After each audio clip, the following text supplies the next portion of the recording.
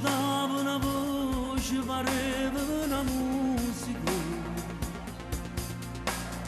con l'occhio ancora assonnato, un suono incredibile.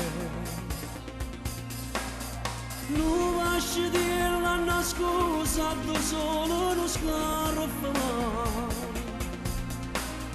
tu sti di casa e ripeti che povero me.